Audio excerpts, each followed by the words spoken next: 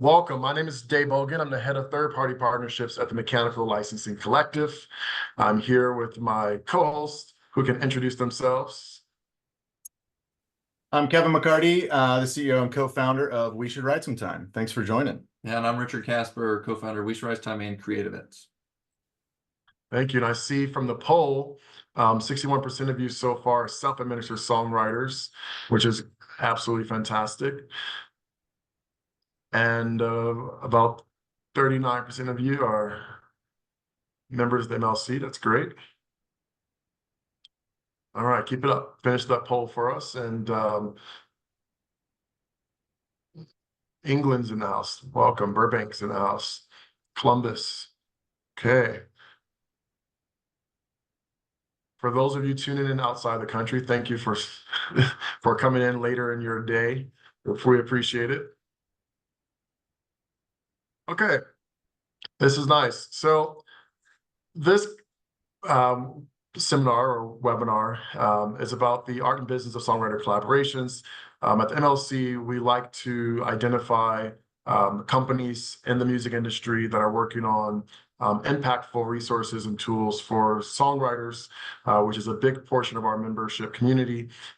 We Should Write Sometime is a emerging startup in the songwriter collaboration space.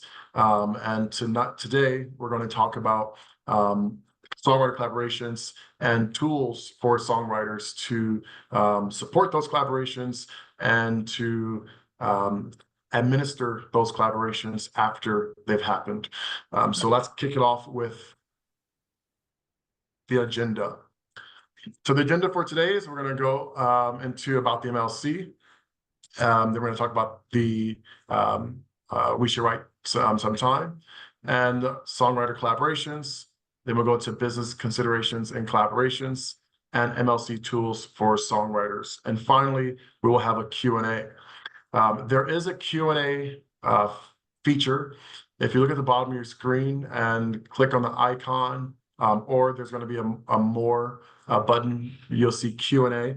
When you click on the Q&A, you'll be able to enter questions. So please use that to ask questions as we go through today's presentation, and we will take questions at the end of the presentation.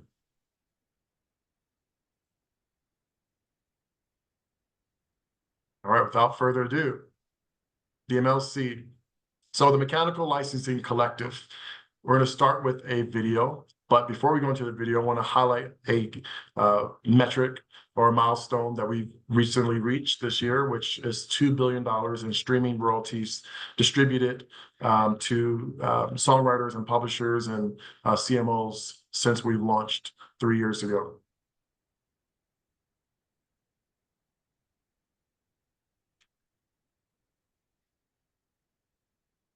You're a music creator and want to start making money off your music. So you sign up for a music distribution service that uploads your songs to the top platforms. Now, your songs are streamed by thousands of listeners every month across the United States. But you might not know that with every stream, you earn separate royalties as an artist and a songwriter. Although you get paid artist royalties by your distributor, many distributors do not collect and pay songwriter royalties. Your songwriter royalties are paid to music rights organizations. Performance royalties are paid to performing rights organizations. In the US, some of those are ASCAP, BMI, GMR, and CSAC. And digital mechanical royalties are paid to the Mechanical Licensing Collective, or the MLC. If you want to collect all of your US mechanical streaming money from your song, you should join the MLC. It's free to join and pays out 100% of the mechanical royalties that it collects on your behalf. And you will receive royalty payments monthly. So what are you waiting for? Join the MLC today and get paid. That's us, the MLC, the Mechanical Licensing Collective, for songwriters that are tuning in from the United States that are self-published. You may be eligible to join the MLC. For songwriters that are tuning in from other countries, if you are affiliated with a society in your country, that society may already be a member of the MLC, and we would pay that society, who then would pay you as a member. So this is kind of where we sit between digital services like Apple and Spotify and Tidal and so forth. And then we pay out publishers and songwriters and CMOs. We are the exclusive administrator of the digital mechanical blanket license in the United States. And we're the only organization that can collect and distribute the blanket mechanical royalties. Now I'm going to pass it on to my co-presenters. Awesome. Thank you guys so much. Let me get my screen up and ready, and then we will get rocking. Let's try this guy. Can you see that all right? Is it just the screen? All good there. Sweet. So real quickly, I just want to introduce ourselves. My name is Kevin McCarty. I'm the CEO, co-founder of We Should Write Some Time. My background was I loved playing music all through high school and college, was in a band, loved writing songs, very John Mayer-esque, and then back in college days. But I fell in love with it, but then realized like my other passion was music and tech. And so I moved to Nashville to pursue that. And luckily enough, I met my co-founder, Richard Casper, that will introduce himself, and then I'll get going. Yeah, my name is Richard Casper. So I co-founded CreatiVets back in 2013, which really led me into the music industry and which led me into being a songwriter in general. But I'll talk about that as we go into talking about all the tips on co-writing, because I learned so much from, as a non-songwriter, learning songwriting into just thrust into the music industry with partnerships with Sony Music, Warner Chappell, and Big Machine, and all these other people, which I'll show you experiences that we went through and hopefully enhance your co-writing capabilities. Awesome. And so where we sit, for context, like we want to do everything we can to help songwriters. And something that we learned when we jumped into this was just trying to understand the music industry in general. And everything that we were always told was, this is how the music industry is. Obviously, we're not going to go through every part of this, but there's documentaries, there's articles, books where it says the music industry all begins with a song. And from where we sit, that's not exactly true, because we believe that the music industry actually starts and it all begins with a songwriter and finding and connecting with those songwriters to get in a room like this and actually write the song. And so when we started this whole journey, we realized like, hey, there's a step that we want to look at songwriters and how do they do what they do.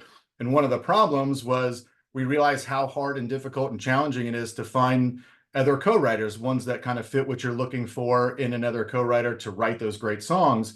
And so some of the details we'll get into as I show a demo here in a sec, but something for context too, like why do songwriters need to co-write? And there's kind of the quantitative and qualitative aspect of this. And we will look at the quantitative stuff. Just the data shows of Billboard #1 songs, 80% of those were written by 5 or more songwriters. If we expand out a little bit, the Hot 100 Top 10, 60% of those had 5 or more writers. And I know a lot of the things are, hey, you know, the R&B, hip hop, pop stuff, there's a lot of writers just kind of thrown in there a lot. So to drill down a little bit, just for country specifically, just to showcase how important it is to find those other co-writers to show commercial success, in the top 25 country, the average number of writers was about 3.48. And so we always try to show a little bit of context of where commercial success is tied into some of the data points. And then Richard will go into more of the qualitative side of songwriting. Yeah, and this is what's so important. And I get to mentor a lot of songwriters now, and then especially on the veteran side who come in and start talking about co-writing. And a lot of them are so phenomenal by themselves. And a quick story, if anybody's heard of Harper O'Neill, she's been killing it on tour with Lainey Wilson, a bunch of people. I actually found Harper while I was teaching an art program in Chicago, and she was one of those writers that she can do it all by herself. She was like, hey, you're in Nashville, you write songs, come listen to some of my songs. She was currently living in Austin, Texas. And she went upstairs, we went upstairs, she played me like 2 of her songs, and she was the first person that I ever said outside of Nashville that I said, you need to move to Nashville.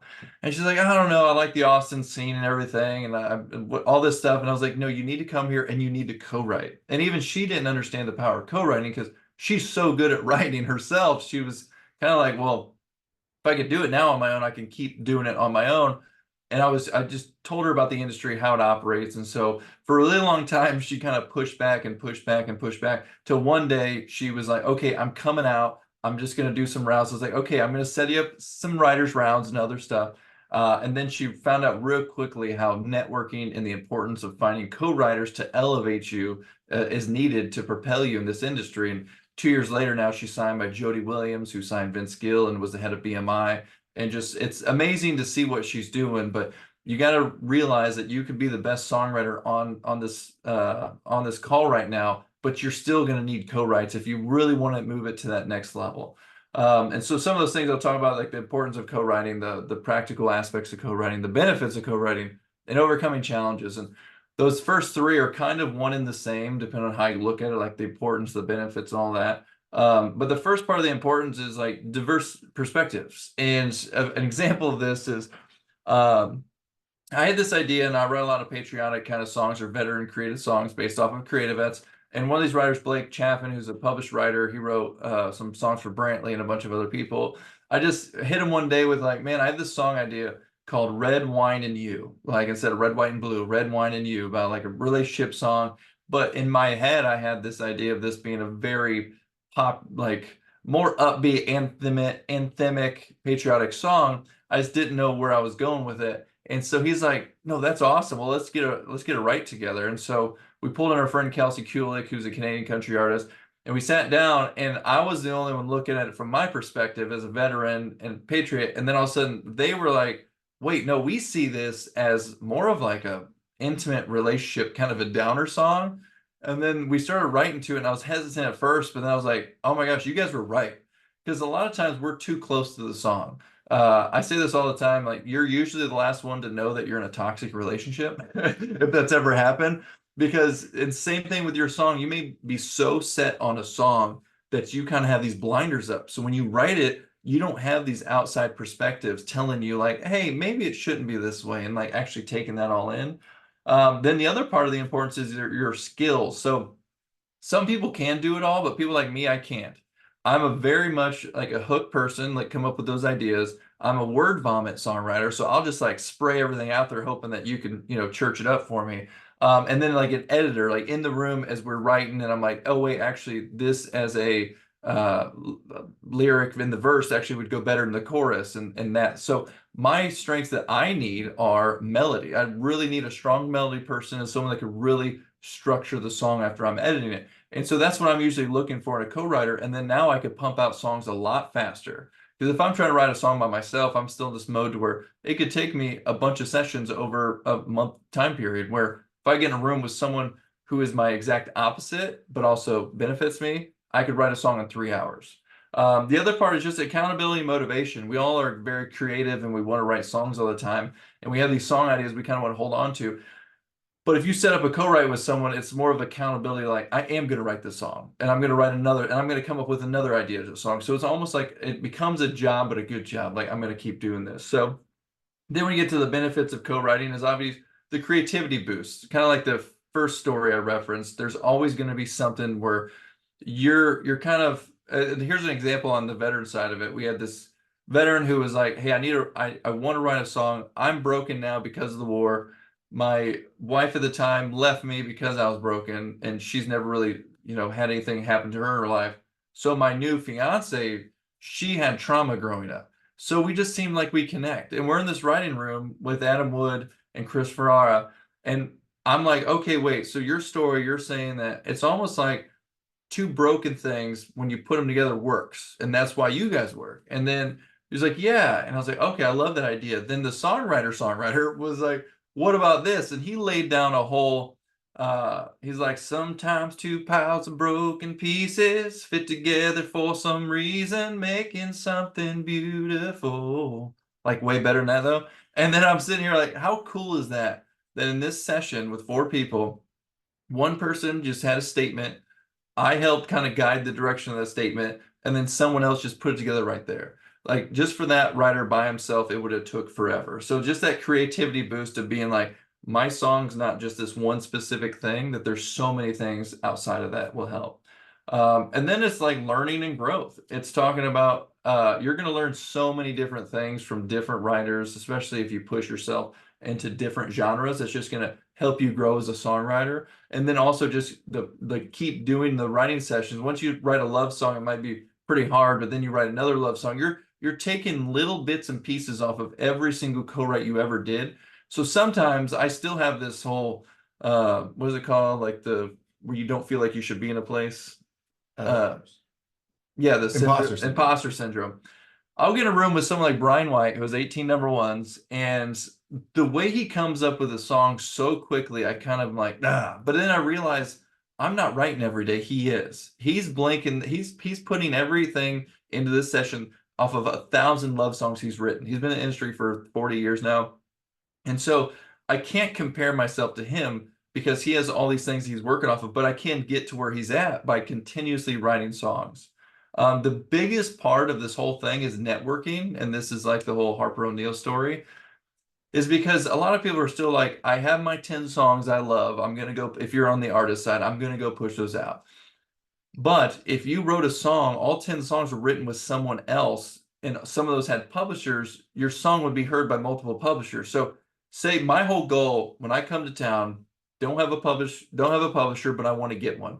If I just keep writing with non-published people, there may be some people that hear my name if they go out to writers' rooms and play it, but they may not. But if I write with, if you wrote with me and I just loved you, I'm going to be like, well, now you should write with Brian White or Harper or someone, and I'm going to make those dots and I'm going to connect them. And now if you're writing 5 days a week and one of those is with Harper or Brian, and so you have one publisher write, that publisher is going to hear the song. Every writer submits their songs to their publisher. So now your name's on that one. So then the next week, because Harper loved you, she's going to invite you to another room with someone else who's a published writer with another publishing company. So this next week, you have 2 published writes. So you go throughout your week, you keep writing, and now 2 publishers have heard your name.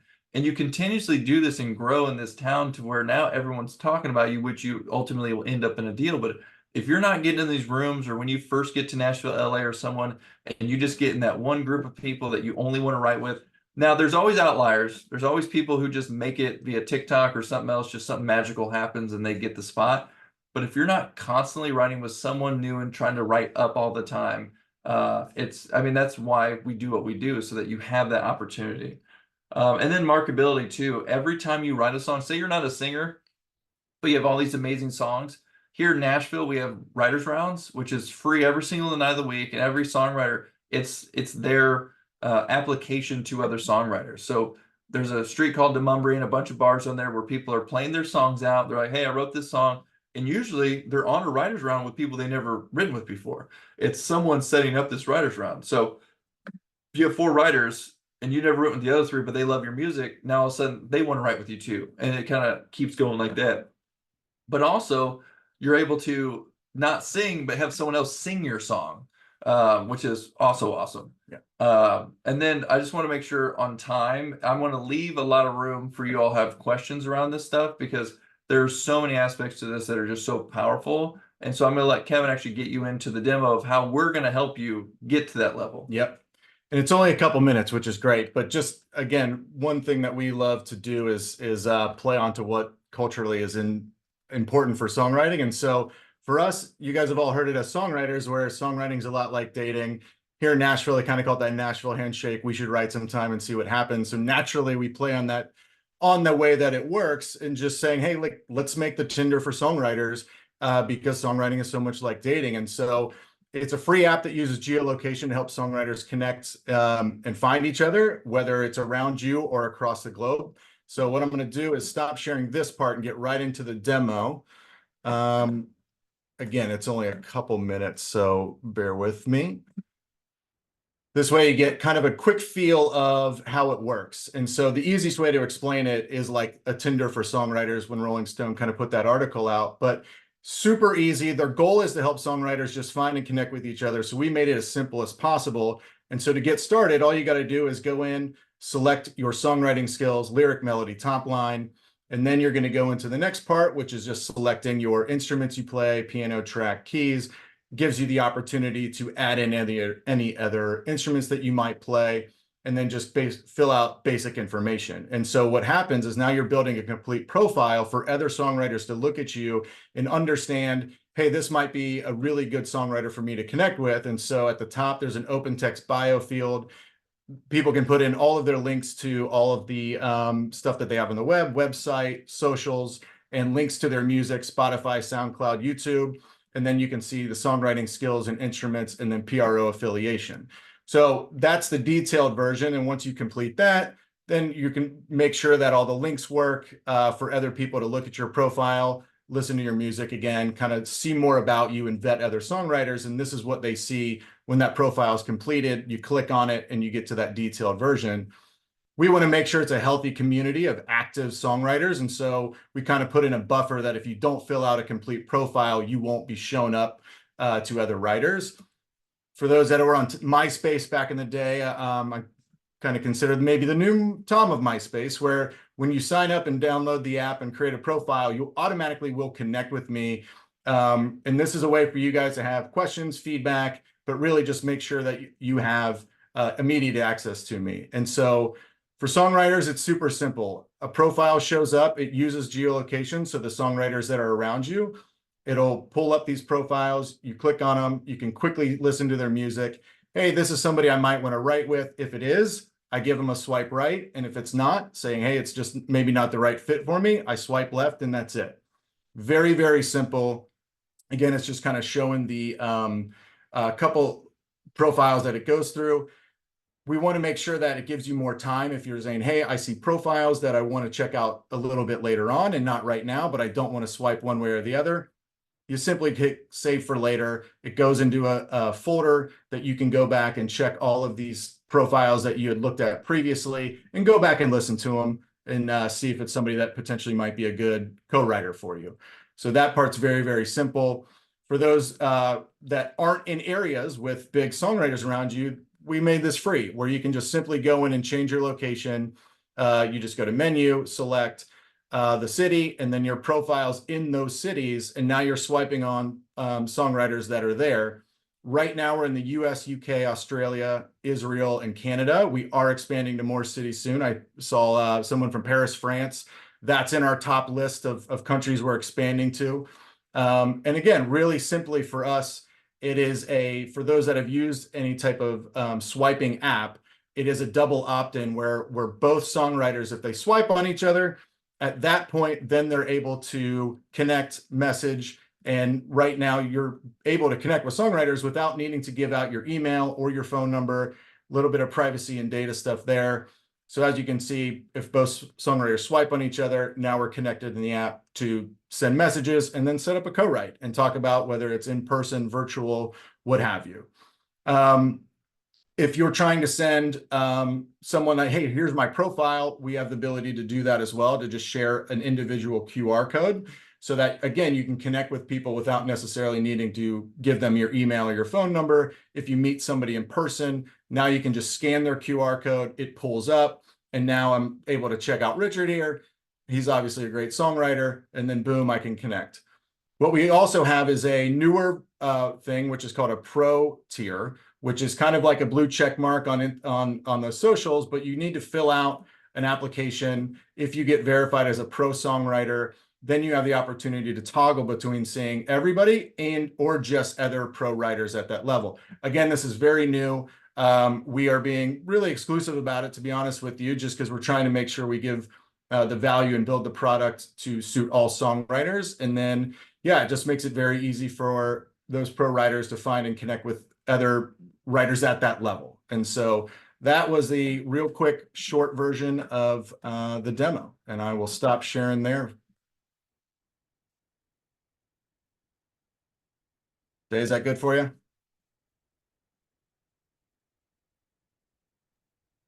Yes, thank you very much. I think we got on time, right? We're right there. Yeah, I'm gonna dive more into it at the 3 other minutes. side of this next phase. So, it's a great app. It's a great way for songwriters to find other songwriters to collaborate with, especially when you're just starting off and you're from a city that might not have a well-developed music industry or community. I'm not sure if if everyone knows how to navigate even in a community where there's already songwriters, but this is a new way to reach and collaborate. Now, what happens after you've collaborated? What happens after you've found songwriters and you've made some new music? you have to dive into the business of it all. So that's what I'm going to talk about over the next 20 or 30 minutes. So let's jump back into it here.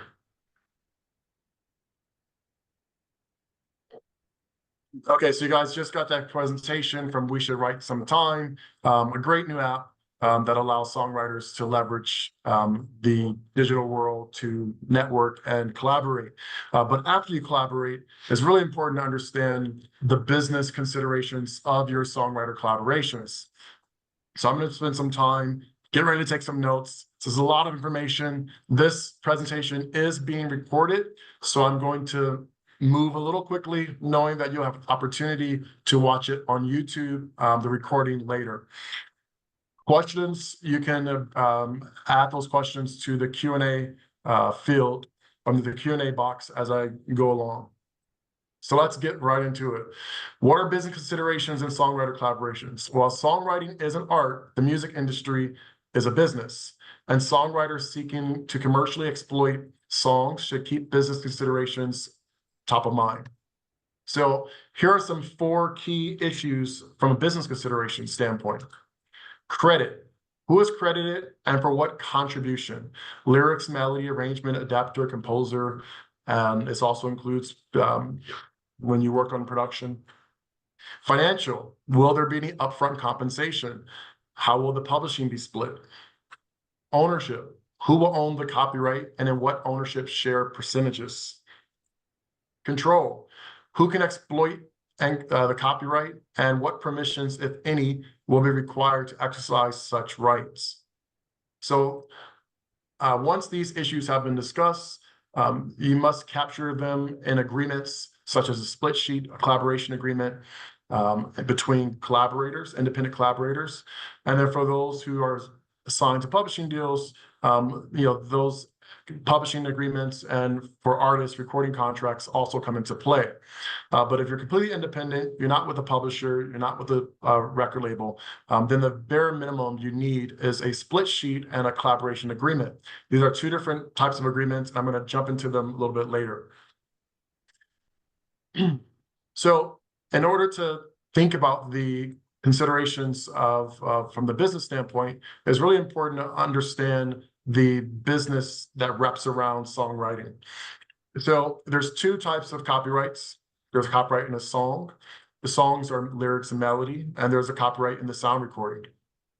Sound recordings can be captured in the CD or vinyl or cassette or digital audio files. These are also referred to as phonorecords in copyright law. Copyright symbols in the music industry include C in the circle for musical works and P in the circle for phonorecord. And you'll see that on digital services such as Apple and Spotify and YouTube Music, where the copyright owners in these particular assets will be identified next to these symbols. So for an example, the song I Will Always Love You by Whitney Houston in 1992 was actually written by Dolly Parton in 1982, 10 years earlier. That song that was written by Dolly Parton is the publisher's Velvet Apple Music. And Whitney Houston recorded the most popular version of I Will Always Love You in 1992. And Arista Records released that version in November of 1992. So the copyright in the song is held with the publisher, and the copyright in the phonorecord or the recording is held with the label. These 4 buckets represents the 4 different income participants or parties related to this final work. As collaborators, you have to understand where you fit in these buckets. So if you're the songwriters, the songwriters all fit in this bucket here, the first bucket. But if you are a self-published songwriter, then your publishing interest sits in a separate bucket, but you own that interest. If you are signed to a publisher, then your publishing interests may be in that that publisher's bucket. If you are the artist, then you have to represent yourself as an artist. But if you're working for an artist, if you're songwriters who are working to write a song for an artist, and that artist sits in a separate bucket. And then if there's a label, or if you're self-releasing, this is the 4th bucket. When you collaborate, It is considered a joint work of authorship. Without certain agreements in place, joint work of authorship applies naturally. So a copyrighted work is a musical work that is fixed in a tangible medium of expression. That could be sheet music. It can be a lyric sheet. If it was just lyrics, it can be a physical or digital phonorecord. But whatever that output is, it earns copyright protection the moment that it's affixed in a medium of expression, a tangible medium of expression. The duration of copyright protection is the life of the author plus 70 years. If there are joint authors, so again, in a collaboration, then the copyright protection lasts for the life of the last surviving author plus 70 years. If the work is a work made for hire, the duration of copyright protection is 95 years after first publication or 120 years after creation. Registering your copyright with the United States Copyright Office provides additional benefits such as a public record of copyright ownership and the ability to sue for copyright infringement. As a copyright owner, you receive a bundle of exclusive rights, which includes the right to reproduce a song in a phonorecord, the right to distribute, the right to prepare derivative works such as remixes and interpolations and samples and medleys, the right to publicly perform a musical work such as live or broadcast radio or live in a concert hall or via digital transmission, and the right to publicly display such as sheet music or lyrics on a website or lyrics in apps. You might see that you can find lyrics on some DSPs. Those rights have to be licensed. And as a copyright owner, you have that entitlement. In the United States, sound recording copyright owners do not have a right to public performance at this time, but they do have digital performance rights for digital transmissions or on internet, such as Pandora and iHeartRadio, satellite such as SiriusXM, and cable such as Music Choice.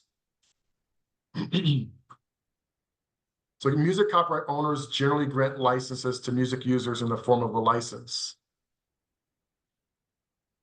Two of the most common licenses are mechanical license, which represents the right to reproduce and distribute a musical work, and a performance license, which is the right to publicly perform a musical work.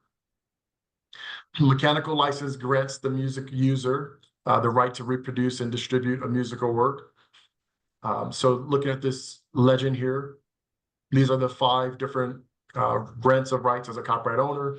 The 2 permissions that are granted in a mechanical license are the right to reproduce and the right to distribute a musical work. Examples of reproduction and distribution includes vinyl and CD, permanent downloads, and interactive streaming and limited downloads. A performance license grants the music user the right to publicly perform or to broadcast a musical work. So going back to the legend of all the 5 rights, a performance license grants the right to publicly perform. That could be broadcast, radio, or television. It could be concerts, whether live or with DJs, or music used in businesses, overhead radio. So as a contributor to a collaboration, it's very important to capture your contributions to the work. So contributions are your creative inputs in a finished musical work and sound recording. Contributions are reflected in the credits and work registrations. Examples of contributions in musical works include lyrics, melodies, musical compositions, musical arrangements. Examples of contributions in sound recordings include performing vocals, playing an instrument, music production, and engineering. For example,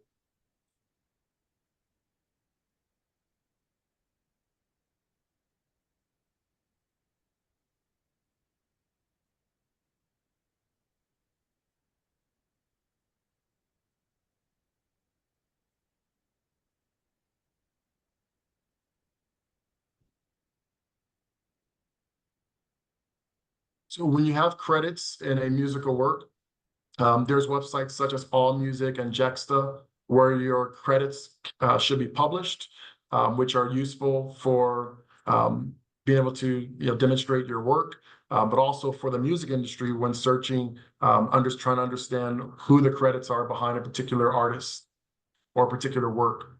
I'm going to use Maluma for an example because I'm currently in Medellin.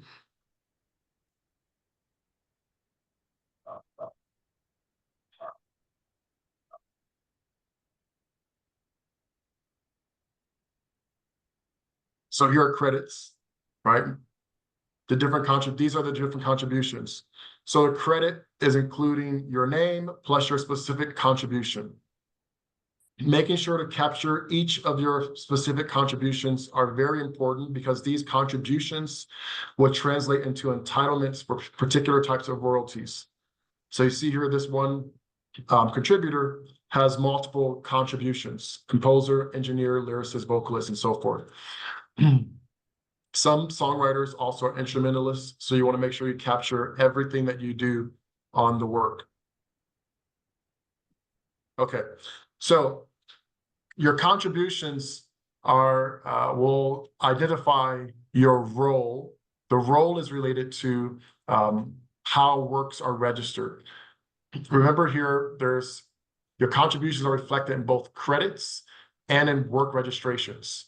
For credits, going back to here, we have the different types of, here's bass, here's a composer, lyricist, producer, composer, assistant engineer, guitar, A&R. So credits is specifically calling out what your contribution was. Whereas a work registration, get back to where I was here. Whereas a work registration is going to call out your role related to those contributions. All right, so a writer is someone who's registered for a musical work for a PRO like ASCAP, BMI, or CSAC, or MRO such as the MLC.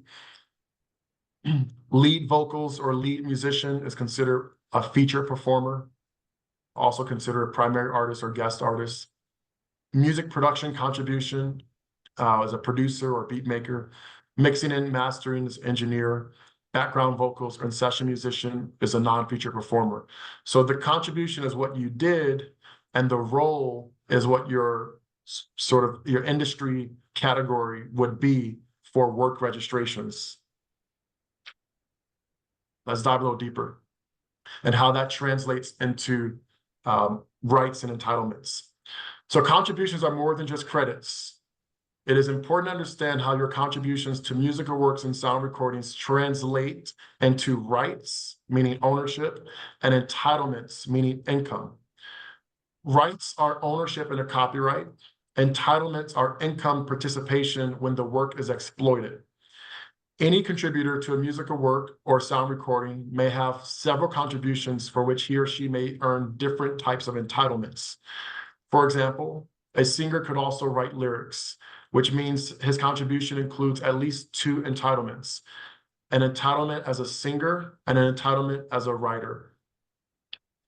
So going back to these contributions, the role of a writer for these contributions will make this writer potentially eligible for copyright ownership and publishing income on the musical work, but not necessarily on the sound recording. The contribution of lead vocals and lead musician will make this featured performer eligible for copyright ownership and master income, potentially, but not necessarily entitlements on the musical work. So this is for the sound recording side, this is for the musical work. Music production, such as a producer or beat maker, may not have contributions on the musical work side, but may have limited master income on the sound recording side. A mixing and mastering engineer may have very limited master income on the sound recording side.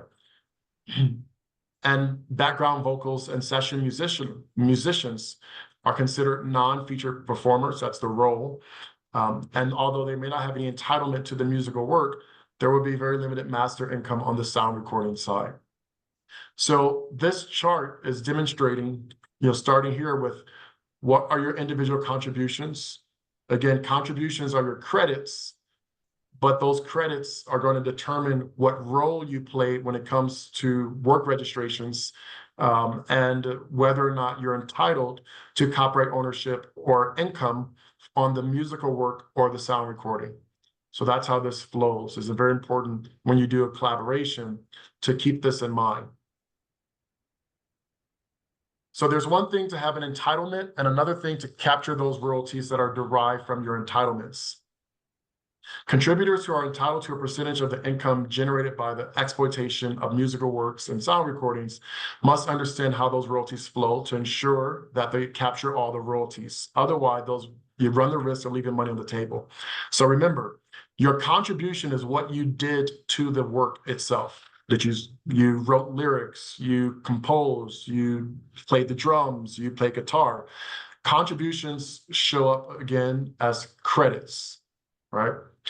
But these credits is what then determines your rights and entitlements. Your right to copyright ownership, your entitlement to income. And if you're entitled to income, then you have to understand how that royalty flows. In the United States, this is the digital music royalty landscape. So, and this chart is available on our website at mlc.com. And my colleague will post a link in the chat for this chart called the digital music royalties. When you're a collaborator on a musical work and you are entitled to performance royalties and mechanical royalties, then you have to exercise your entitlement by registering your shares to performing rights societies such as ASCAP, BMI, CSAC, GMR, and then also to the MLC. These organizations pay out those royalties in different shares, a publisher share and a writer share when it comes to performance royalties, and mechanical shares when it comes to mechanical royalties. This is all under the musical work side. On the sound recording side, you have the share of income for the master or that is distributed to DSPs and download stores. That income is paid to your distributor or to your labels, and then they then pay the recording artists and producers. And then the digital performance royalty for sound recordings is paid out through Sound Exchange in different buckets: a label share bucket, a featured artist share bucket, and then the non-featured artist share, which is paid to an organization called the AFM, the SAG-AFTRA Fund. This is for non-featured performers such as session musicians and background vocalists. But if you contributed as a session musician, then you're also considered a session musician here. It's important to know that based on your credits, you may appear in multiple boxes. So for example, this contributor, Edgar, is a producer, composer, engineer, guitarist, lyricist, producer, and vocals background. So based on all of those contributions and therefore credits, he's entitled to songwriter shares as a composer and a lyricist. So songwriter shares of the performance royalties. He's also entitled to songwriter royalties on the mechanical side. He was a producer, so producer royalties for the master sound recording. And he's a background vocalist, and background vocalists are non-featured artists, so he'd be entitled to this box as well. So as you can see, all of your contributions have to be properly captured and credited so that you can unlock royalties from the different flows based on where your contribution aligns. Okay, so just to quickly recap that, your contribution is what did you do to the work? That determined your role. Your role will then determine whether you are eligible for entitlements such as copyright ownership or publishing on the master or the sound musical work side. Okay, so once you've worked that out with your collaborators, you have to capture all that information. And we use documents such as a split sheet. Split sheet is a document to capture all of your collaborators' publishing information, IPI numbers, PRO numbers, contact information, and to agree on your share percentages. A collaboration agreement is to agree on additional terms such as how each collaborator will be credited, who controls the rights, administration, and the song, and other conditions surrounding the exploitation of the musical work and the sound recording. And there might even be a producer agreement on the sound recording side, which will dictate whether the producer gets producer points on the sound recording or a part of artist royalties.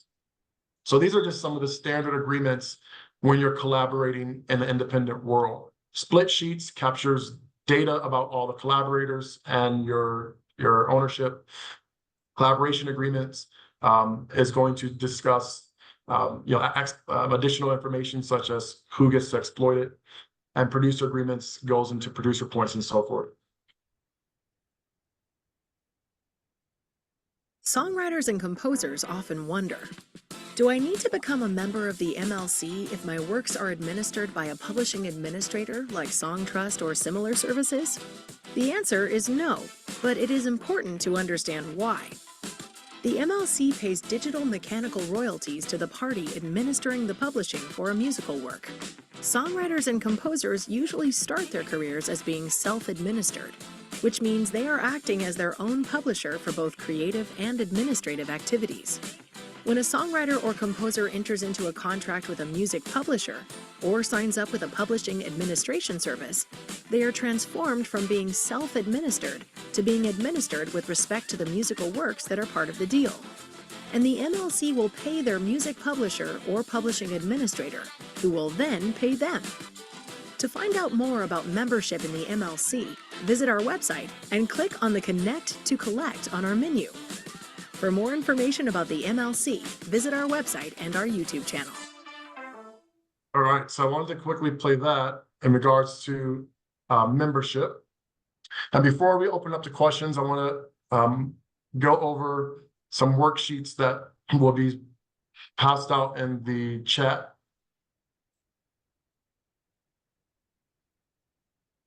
So I mentioned earlier about the split sheet. Here's an example of a split sheet. This split sheet has been passed out in the chat. It'll be passed out a download link so you can all have access to it. This is just a basic split sheet where you capture information about each of the writers. I'm not going to go into too much detail because you can download this, but you want to capture this information. I also provide in the chat a worksheet. This is very important when you collaborate with others. As I mentioned in the presentation, each of your contributions need to be captured because those contributions needs to be published as credits. So you're going to get a worksheet called the Musical Work Contribution Tracking. And you put the name of each person and their contribution, and then their role under the copyright and the ownership of copyright. And then their role from a publishing entitlement standpoint and their percentage of publishing. Not every contributor to a musical work may be a copyright owner. There are some scenarios where the contributor may not be a copyright owner, someone who just came in to edit, and you may just want to give them publishing income. So that can be done by splitting it up this way. As an example, I'm going to show a real world example. This is an actual splits from a song. I changed the name of the songwriters, but these are actual splits. As you can see here, the contributions from each writer. This writer contributed lyrics, melody, and music. And under the copyright of the musical work, he's 50% ownership in the copyright. This writer contributed lyrics and melody, but you see there's no ownership in the copyright. So for whatever deal that they negotiated, this contributor has no ownership in the copyright. This means that they could have been, paid a fee for their participation. Same thing with this writer. They contributed lyrics, but they have no ownership in the copyright. The copyright must still total 100%. So the individual writers have each contributions, then they have their copyright ownership, and it has to total 100%. The publishing income is separate from copyright ownership. All writers should have publishing income, regardless of if they have copyright ownership. So you can see here, although that this writer has no publishing copyright ownership, they do have 20% publishing income. That is because a copyright ownership is registered with the United States Copyright Office, but your publishing shares are registered with PROs. And there are different scenarios where a contributor as a writer may not be a copyright owner. For example, hiring someone to edit a lyric or hiring someone to do an arrangement. And you may want to give them publishing income, but may not give them copyright ownership. It all becomes down to negotiation. But it's important to leave this webinar understanding that splits are not the same on the copyright side and the publishing side. And you may have been used to that in the past, but you need to break away from that mentality because they are two separate, they have two separate impacts. Then you have the sound recording ownership. Again, this contributor contributed lead vocals, background vocals, music production, MIDI instrumentation. On the copyright ownership, they have 45%. And then it's broken down even further on the radio royalties, right? So this is presented in the sound recording tracking spreadsheet. So you have this spreadsheet. This pie chart demonstrates the different percentages relevant, relating to these charts here. So copyright ownership is separate from digital radio royalties entitlement. Same thing here, where copyright ownership is different from publishing entitlement. And then publishing royalties are paid out in different shares. Performance royalties are paid out in 50-50. Mechanical royalties are paid out in 100% shares, as seen here. Publisher shares 50%, writer shares 50%, mechanical shares 100% paid out. So it's a lot of information in a short period of time, but that's why these worksheets are helpful.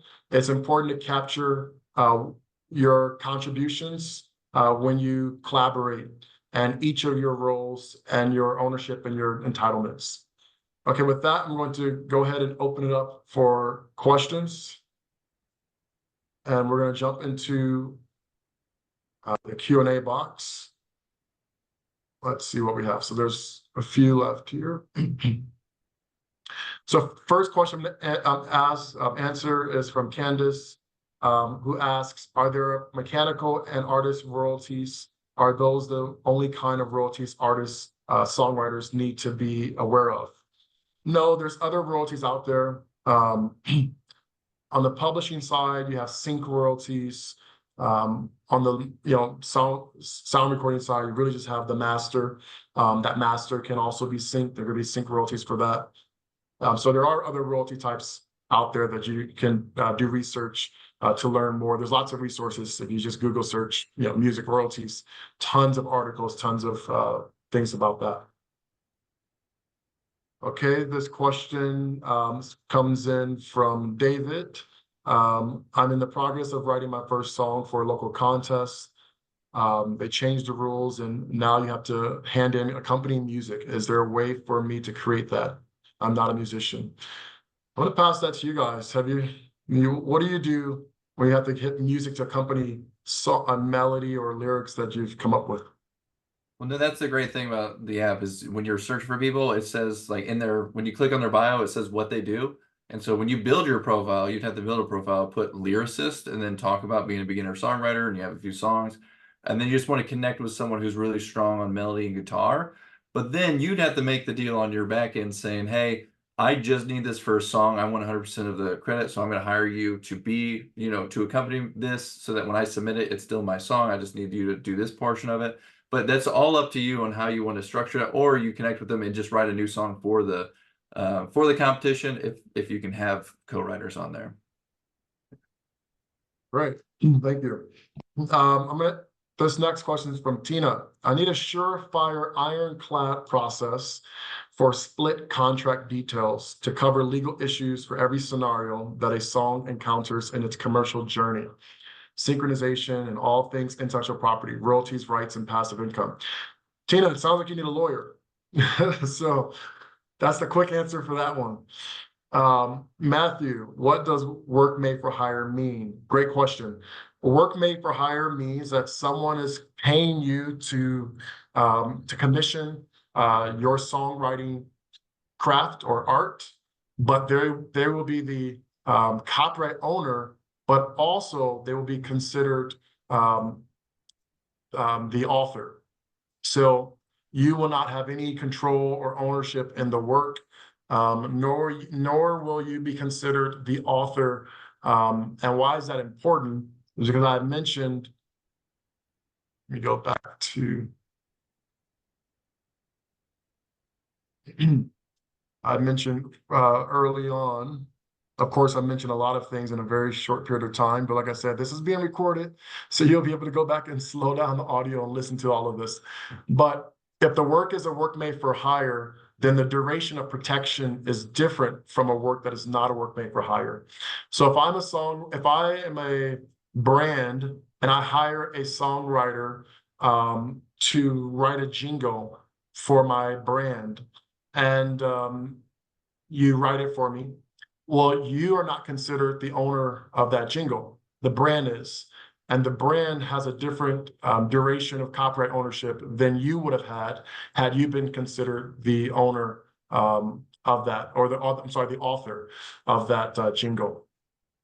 It also means you're not entitled to, potentially you're not entitled to publishing. That really depends on the deal that is structured, how it's structured. Taylor asks, are these identified by the distributor, or do we go to these sites and list the contribution? So the credits and contribution part, you need to capture them as a collaborator, and we provided a worksheet examples. But then someone needs to send those credits out into the world, to Jexta, to allmusic.com, to Discogs, to Music Brains, to all these different services that needs to receive credits. So that is a part of the sort of administration of the work after it's done.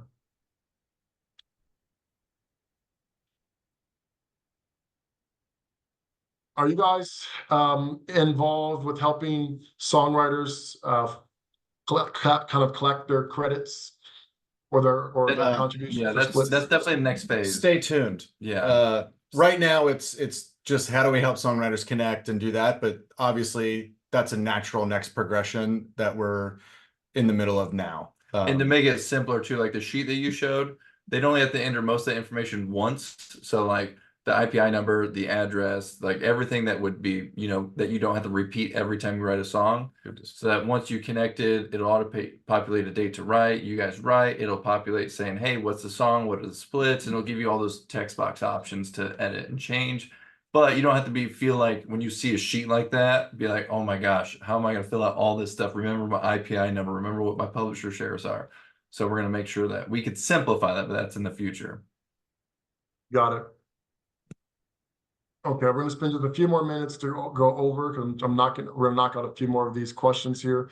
Matthew asks, as a co-writer, should everyone receive an equal share of the copyright? What is your guys' opinion based on your career?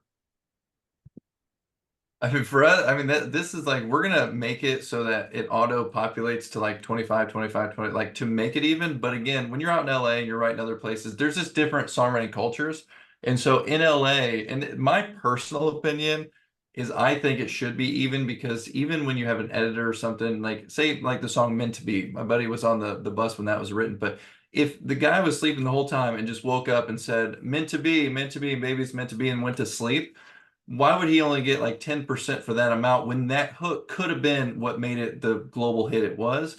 And so a lot of times, because art is open to interpretation, you don't know what's going to make the song be the song. And so that's why I'm always like, if you're in the room, and in Nashville, it's very much this way. if you're in the room, everyone's considered as equal shares. I've never been in a room in Nashville well over 200 writes with from, you know, Craig Campbell, Craig Morgan, all the way down. I've never once been handed a split sheet, because in Nashville, I mean, most of their publishers are handling it, but it's because it's like, hey, we're all equal in this room. So I'm the songwriter manager, and managers have a different opinion than the songwriters who are a little bit more friendly. It depends. That's kind of my also legal / professor answer to things. It depends. I will say this: every contributor should always be credited. Now, whether you're new in your career, working with someone who's a little bit more established in their career, and there's a negotiation there based on that. That is important. That is an important fact in the politics and the art of networking in the songwriting industry. If you're getting your big break, you're co-writing with someone who has a few hits, you know, that might be a factor. Even if you wrote the same number of characters in the lyrics. But then others might say, well, it depends on, you know, who wrote the hook, who wrote the verses. But also there's difference in genres. There's some genres. Nashville is a different sort of playing field than Los Angeles. So, you know, I represented songwriters in Los Angeles, and I owned a small publishing company in Los Angeles, and we did things differently than Nashville.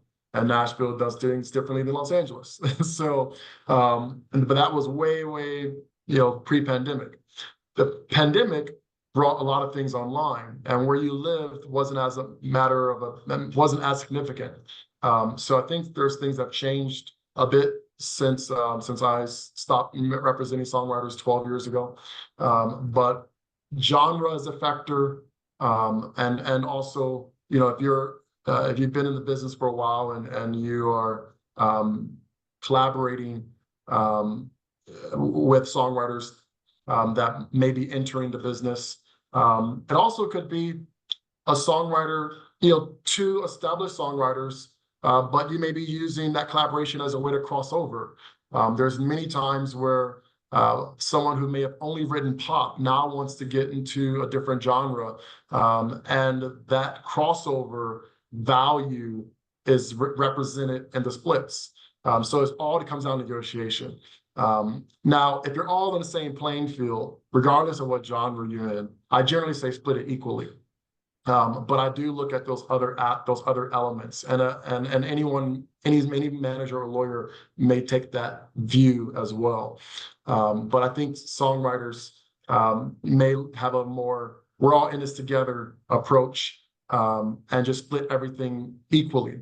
That is also a very Nashville-driven. Everyone in the room, you know, if you've worked on it, we're going to split it. LA is, I mean, my experience from when I was to represent was a little bit more political and tactical, if you will. So it really just depends.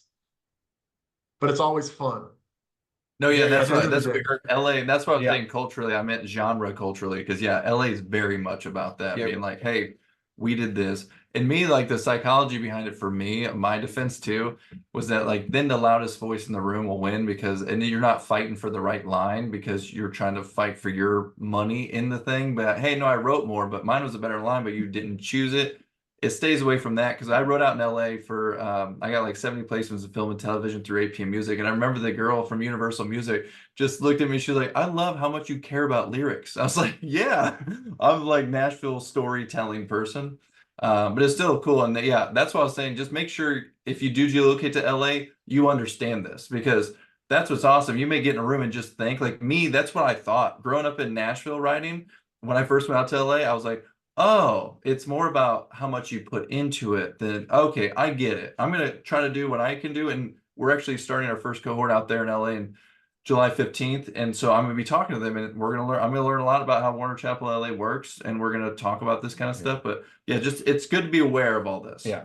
And that's where, like, for the app, for the app, we just want to facilitate it to make it very easy and agnostic to however you do it. It's just kind of simplifying the actual admin part of it. But then, you know, making it simple for people to do it the way they need to do it, instead of just having to like always keep track of everything. Just, hey, however you do it, Yeah. here's an easy way to keep track. And I think is important as well. And it's a great question, because you're going to be networking with songwriters from around the world through this app.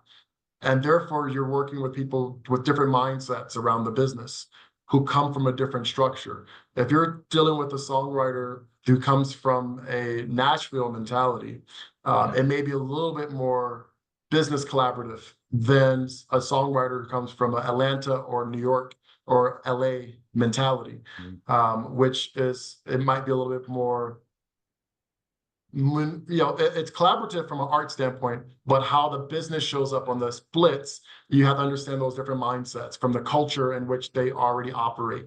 And that is going to expose you to new cultures as you collaborate with songwriters, not only in the US, but overseas. There's songwriters in certain parts of Europe who are just not associated with certain societies at all, and couldn't really care much about the rights in terms of register anything.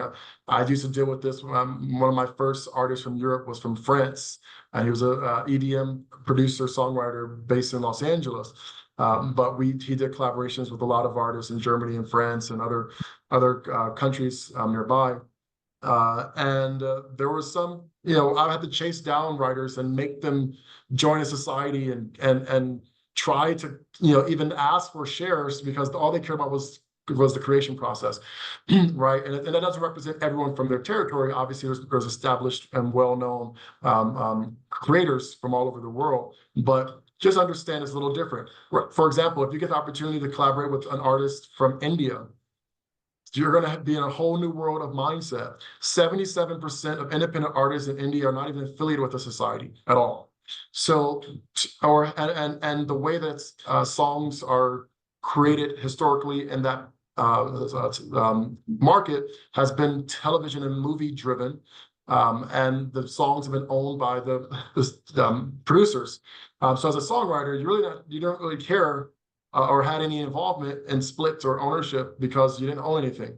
But now, as more independent artists are starting to write songs and collaborate internationally, there's exposure to other cultures of the business side. So there is business culture, and this app, as it grows and enters new markets, and therefore allows songwriters to enter new collaboration opportunities, you're going to come across these interesting mindsets and different ways of handling the business of your collaboration. And that's the important part to take away. Like, I'm gonna answer two more because we are way over. Let me just scan really quick here. Can a publishing deal prevent a songwriter from writing with someone who doesn't have a deal? I mean, yes and no. It depends on your publishing deal. I don't think any publisher generally will prevent their writer from writing with a non-published songwriter, but there are deal terms in your publishing in terms of minimum delivery, which I hate, but you have to have a certain amount of shares that you're basically delivering in your deal in addition to your writing credit. So your writing credit, as I explained to you, your writing credit doesn't tell you how much of the ownership you have in a song. It's the business side which how much ownership you have in the song. But your publishing deal may have a minimum delivery requirement that you can only meet by having a minimum amount of ownership in a song, which ultimately is unfair, in my opinion. I didn't do that as a publisher, and I don't like it for my songwriters when I manage them.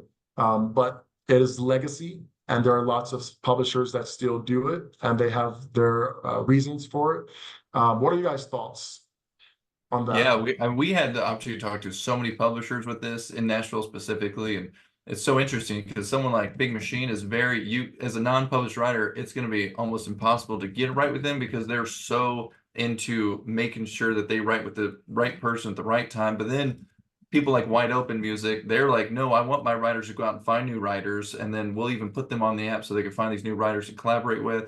And so everyone, you can still always, most of the time, get a write with someone, but you have to have a personal connection to someone there. And that's, again, why you go out and do writers rounds and everything else. Because if there's a buzz around you, they're going to test you out anyways. And one of our biggest success stories was a girl from Atlanta who geolocated in Nashville and started writing, didn't have a pub deal, and she connected with someone with a pub deal. And after 5 writing sessions, they pitched her to a publisher, and then she got signed. And now she has a record deal through here, and she lives in Nashville. So you're always pushing to write up, but if you're not writing with people who already have publishing, it's going to be so much harder to actually do it. But it's also understanding how publishers work.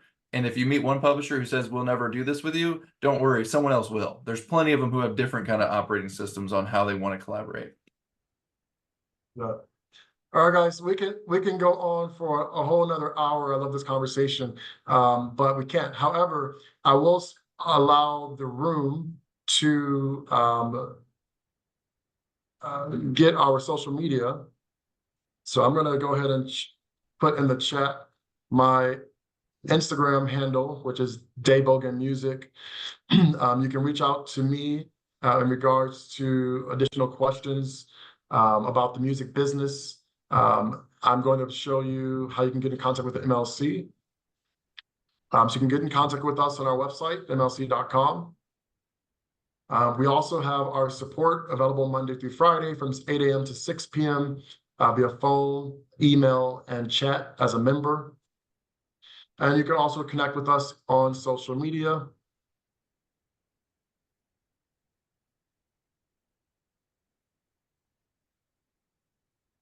Okay. All right. Thank you for adding that there. And you guys posted your social media in there? Yeah, just add, we should rush time, and also just message Kevin's. Actually, we've already been helping people on the app who are in this webinar who've messaged him. It's really him. It's not a computer. I'm answering right now. Contacting you. If everyone who signs up, Erica, I got you. just I got you. Awesome. Excellent, excellent. I will leave one last note. I know we covered a lot. We could have covered a lot more, especially these guys with their app. They kind of gave you the quick blow through, but it's a lot more that you can definitely do there. So reach out, ask questions. The MLC has a support team, and we're willing to help you out. We have a lot of videos on our website as well. So thank you for tuning in from all over the world. Enjoy the rest of your day and write some time. Thanks, everybody. Thanks, Dae. Thank you. Thanks, guys.